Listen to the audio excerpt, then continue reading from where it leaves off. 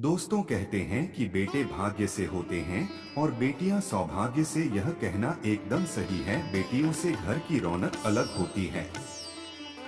कहा जाता है कि जिस घर में बेटी का जन्म होता है वो घर स्वर्ग के समान होता है, क्योंकि बेटा तो केवल एक कुल को रोशन करता है, लेकिन बेटियां दो कुलों को रोशन करती हैं। अगर अपने सास ससुर के लिए भी करना हो तो बेटियां करती हैं। तो दोस्त नमस्कार, मेरे एक और वीडियो में आपका स्वागत है। आपको बता दें, गया जी में बेटियां भी अपने पिता के नाम का पिंड दान कर सकती हैं।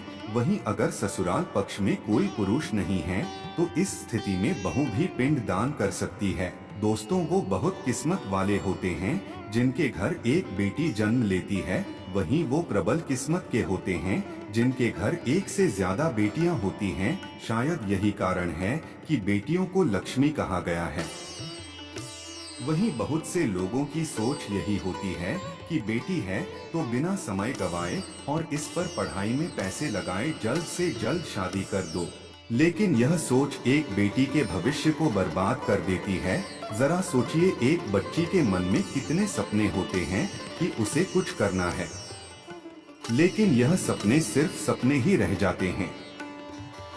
इसलिए अपनी बेटियों को सपने पूरे करने देने चाहिए। उन्हें जीवन में हर वह खुशी दें जो उन्हें मिलनी चाहिए। एक बेटे से ज्यादा एक बेटी हमेशा अपने माता पिता के लिए सोचती है।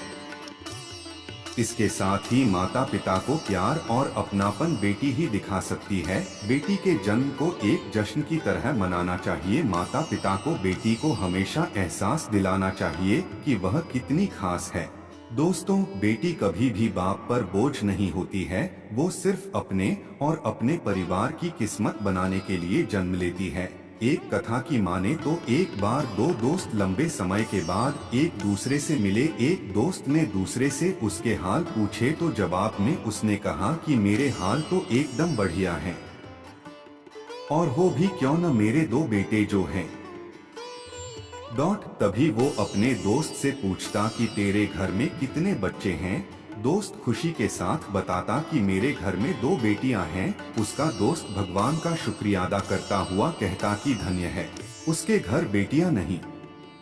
यह सुनकर बेटियों के पिता की आंखों में आंसू आ गए। तभी उसकी बेटी पिता के मित्र से कहती कि अंकल, भगवान हमेशा भाग्यवान को ही बेटी देता, कभी गरीब को बेटी के रूप में माता लक्ष्मी नहीं देता। दोस्तों, भगवान उसी को पुत्री का सुख देता जिसके अंदर पालने की सामर्थ्यता होती है, जो गरीब होकर भी अपनी बेटी को पाल सकता हो।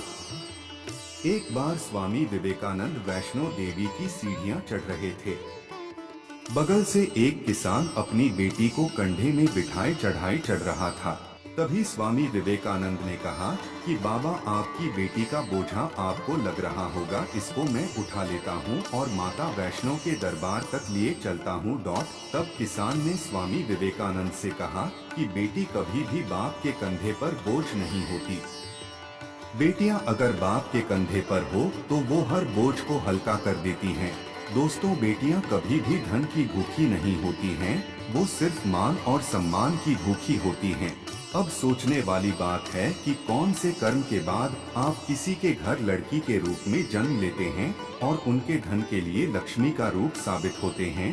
गरुड़ पुराण में बताया गया है कि जब आत्मा को नया जन्म मिलता तब आत्मा को उस शरीर के अनुसार व्यवहार में ढलकर अपने कर्म करने होते हैं। शरीर के जरिए कर्म करके ही एक आत्मा अपने जन्म के उद्देश्य को सार्थक भी बना सकती है और निरर्थक भी।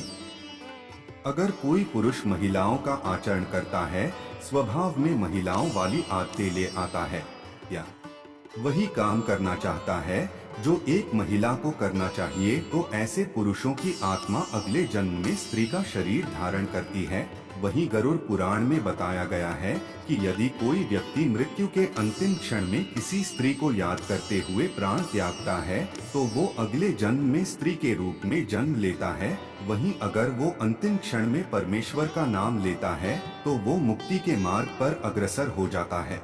तो दोस्त आज के लिए इतना ही। हमारे द्वारा दी गई जानकारी पसंद आएगी तो लाइक और शेयर जरूर कीजिए, और अगर हमारे चैनल को सब्सक्राइब नहीं किए हो तो सब्सक्राइब कीजिए। और हाँ, वीडियो को अंत तक देखने के लिए आपका बहुत बहुत धन्यवाद।